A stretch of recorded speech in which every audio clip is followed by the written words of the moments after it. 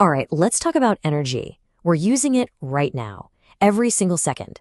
But have you ever really stopped to think about where it goes? Well, today we're going to follow that journey right from the start to its surprisingly permanent end. Okay, let's get into it. Think about it. Every time you flip a switch, start your car, or, just walk up a flight of stairs, you're using energy.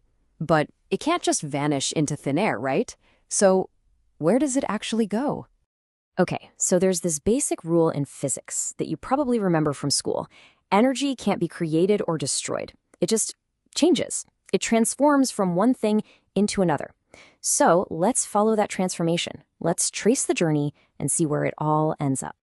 Right, so to figure out where the energy ends up, we've got to start at the beginning. How does it get going in the first place? Pretty much all energy starts out stored up, just waiting for its moment. Think about the chemical energy packed inside a log of wood, or the energy a book has just by sitting on a high shelf. It's all potential, just waiting to be let loose.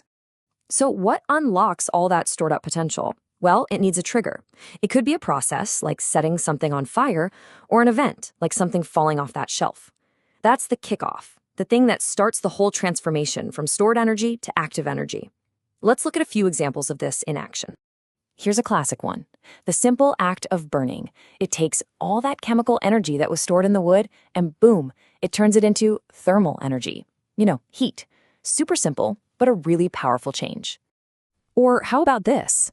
Sometimes one type of energy splits into a bunch of different forms. Your television is a perfect example. It takes in electrical energy from the wall and transforms it into two things at once: the light you see on the screen and the sound coming out of the speakers. And let's go back to that book on the shelf. The moment it falls, its stored gravitational energy instantly starts converting into kinetic energy. That's the energy of motion. So you see the pattern here, right? In every single case, some kind of action triggers the change. Okay, so we've got it. Energy transforms. Simple enough. But here's where it gets really interesting. Because it turns out that not all of that new transformed energy is actually useful. Just think about it for a second. When you turn on a lamp, what do you want? Light, right? And when you drive your car, you want it to move. But is that all that's happening? Is that the only energy being created? Yeah, you've probably guessed it. The answer is a big no. See, every single time energy changes form, it kind of splits into two buckets. You've got your useful energy. That's the stuff doing the job you actually want it to do, like the light from that lamp. And then there's wasted energy. That's everything else that gets produced along the way, the stuff that doesn't really help with the main goal. And this is just a perfect illustration of that. Look at lamp A, like an old school incandescent bulb. Only 15% of the electricity it uses actually becomes light. A whopping 85% is just lost as heat. That's a lot. Now, lamp B is way better, but even then, half the energy it's pulling is just being wasted. And this whole idea of wasted energy is absolutely central to where we're going with this. Okay, so what happens to all this wasted energy? We already established it can't be destroyed. So where does it go? This is the last leg of its journey, the final destination. Well, the official term for it is dissipation. It basically means the wasted energy, which is usually heat or sound, just spreads out.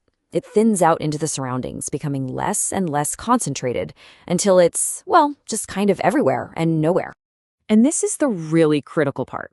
Once that energy spreads out, once it dissipates, it's gone for good. You can't just scoop it all back up and put it back in a battery. It's like trying to put smoke back in a bottle. It's a one-way street, no turning back. Let's make this super clear with an example we all know: a campfire. So the whole journey starts right here with all that chemical energy packed into the wood. Now, what's our goal? It's pretty simple, right? We want to burn the wood to make heat and then use that heat to boil the water in this pot. That's the useful part of the job. But take a look at where that energy actually goes. Yeah, some of it heats the water, but a huge amount of it is just lost. It's heating the air all around the fire. It's heating the metal pot itself and the rocks underneath it.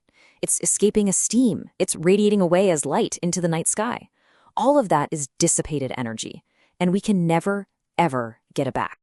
Okay, so why is this so important? Why does any of this matter? Because it brings us to a concept that is absolutely crucial in our world today: efficiency. Efficiency is really just the measure of how much useful work you get out of an energy source versus how much you waste. And since we now know that wasted energy is lost forever, it becomes pretty obvious that the more efficient we can be, the less energy we're just throwing away.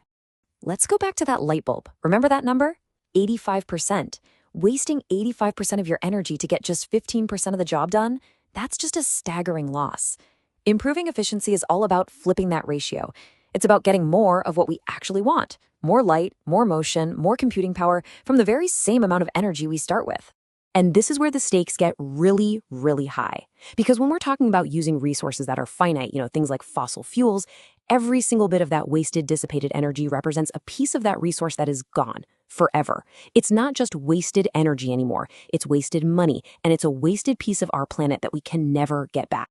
Look, the laws of physics are clear. Some amount of waste is totally unavoidable. It's just part of the deal. But the amount of waste, that's on us. So the real question we have to ask ourselves is this. Knowing that every single thing we do has an energy cost, how do we get smarter? How do we design our technology, our cities, and even our own habits to make sure that the journey of energy is as useful and as efficient as it can possibly be?